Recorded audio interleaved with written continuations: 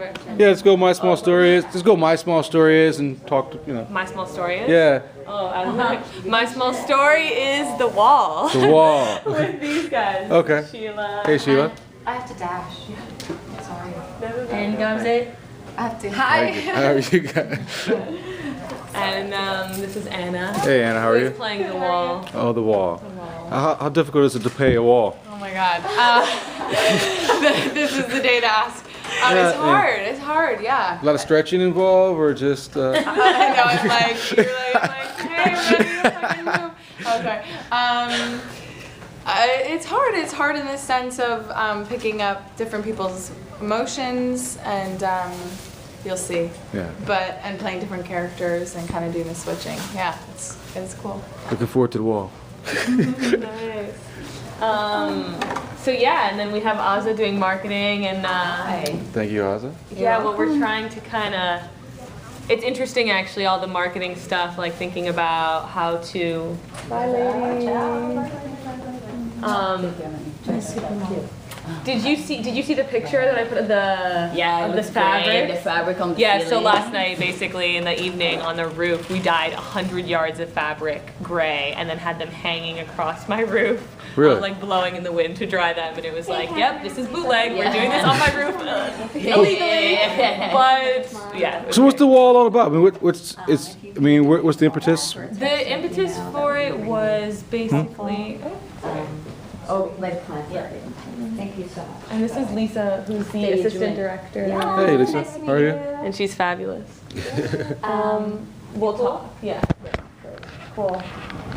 Yeah, and we can start. I'll get my stuff ready. We can Yeah, you can get together and we walk into. Yeah, so basically the impetus for it was partly traveling to Palestine Okay. and seeing the wall there and thinking about like physical boundaries that people put up. And then I had personally gone through some losses, both due to death and in relationships with people, that made me start building up my own kind of interior walls, and I noticed myself closing off in certain ways, and so I was trying to like investigate the idea of external and internal barriers and why we put walls up, why we break them down, and that whole kind of thing. And it turned into this play. I started writing it, just like doing free writes basically through this artist activist program I was in. Okay. And the free writes, yeah, I just kind of started writing it, and I wrote it actually as narrative, like as a short story. And so I wrote the whole play as a short story that I adapted for stage in the process. So people are always talking in third person about themselves, and there's the wall, like, so it's this interesting mix of narrative and then into dialogue and like. Very interesting. Yeah. Yeah, so that's kind of how it all started. There's probably a list of various types of walls now you've probably come up to it. Yeah. Yeah, it's interesting based on like, so one of the cast members grew up in Germany, and so like her experience, and she knew a lot of references in terms of the Berlin Wall, whereas another girl in the cast also has spent time in Palestine and done a lot of activism around that. So a lot of this relates to what her and I thinking about Palestine. But it's really interesting how, because it's a science fiction play, because it's allegorical, not really set anywhere in particular, that it can then apply like across the board, which is great. Where are you from? I grew up in Michigan and Germany. And I'm from Detroit, by the way. Are you? Yeah. Okay. I grew up in the suburbs of Detroit till I was like 10. Okay. And my mom is from Nebraska and my dad is from Lebanon. Really? So kind of like a little bit all over. And I think that's also part of it actually. Like I have always, and Azza and I have talked about this because she's also like international all over the place, but just that feeling of like, what are boundaries, what can you cross, what can you not, based on your personal experiences, and just. We say boundaries, like even like when moving to one place to another, what's culturally embraced, what's culturally, I don't know, hesitant. Exactly. Yeah, I think so. I think it's like, yeah, like what, I don't know. It's interesting. Like what's shocking to us was not shocking to others. Other people, and when you're in.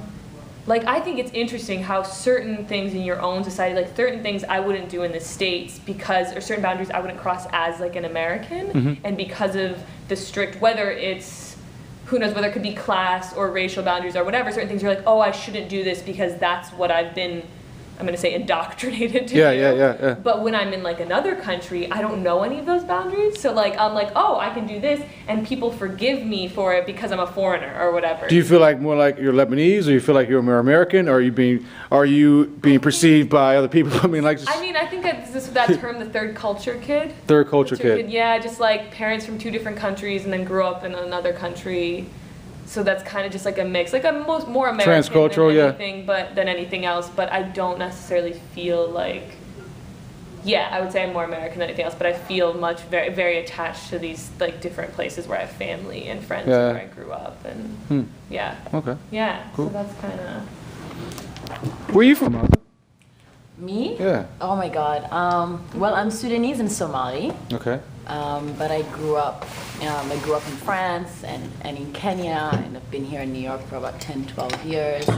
So I definitely understand. Yeah, like, when she's talking about that wall, that's what I was wondering. Well, it was so funny Yeah. how we even like we did the same master's program in arts politics, and she was the year before me. Yes. Yeah, and how people were like, "You two haven't met yet." So what was your master's? What you got? What was your? Why don't you explain the master's you got for It's it? so hard. Can you explain it? I would just say it's like Yeah. using arts for political and social activism, Yeah. basically. Yeah. It's an amazing program. It's an amazing program, and what's really funny is like it's a What's the very program small- called? It's called Arts Politics. NYU. At Okay. Tisch NYU. It's Okay. a very new program. I think it's about 4 or 5 years old, and it's like pretty much you are in a room with all these artists, Okay. you know, from different like kind of backgrounds and fields, and they're like, you know, you have your dancers and the performers, and you have like, you know, filmmakers, but all of them are very politically conscious. And so it's pretty much just a program where we just ask a whole lot of questions, you know? We do. It's all very And, critical, very political, but it's also about like how you can become your own agent, you know?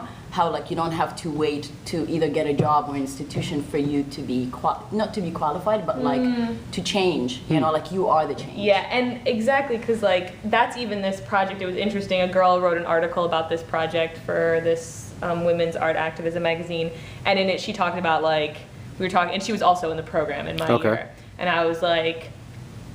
Something about me being like sick of waiting for like some theater to accept the play, So I was just like, okay, like I'm gonna write this, I'm gonna raise money for it, raised like $5,000, and was just like, find the people, kind of just, because you have to, like, Yeah. you can't wait, Yeah. because then also if your work doesn't suit like, if your work doesn't suit traditional models or Yes. institutional models of what something's meant to be, then they're not gonna accept it Yeah. anyway, you know, and it's like, Yes. how do you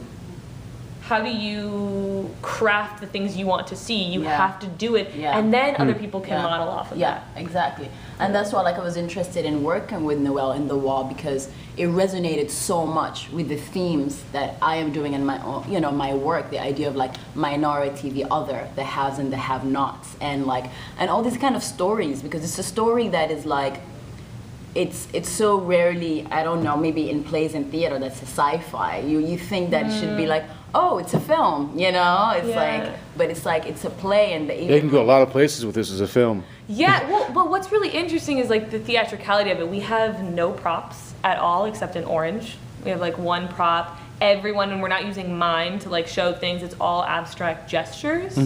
And so like the idea of the theatricality of it. So then I think that idea that it can become molded to anything, and how do we make this story uniquely theatrical? Gotcha. I think that's also my thing with theater versus film, is that like, because I love film, I love movies, I think it's a beautiful form, Yeah. but I think theater often tries to imitate it because that's the more popular, that's more Yeah. mainstream thing. And then it's like, well, then why write a play? Like, what can we do that's so uniquely theatrical that can only be done in live performance? So then, otherwise, the medium of theater is going to die and not be interesting or of use to society if it's like just doing the same thing film's doing, and film can do it in a much more extensive, realistic manner, can be spread to many more people. So I think that that's like a big thing that I think I address as an artist, like theatrically. I'm always asking myself, why do theater? Why make this theater? Why make this live performance? Great questions. Wanna walk? You wanna walk? Yeah, let's walk. Yeah. Is this one of your guys or no? Maybe No, one of the I actors just left want it. to left Okay. it behind. Yeah.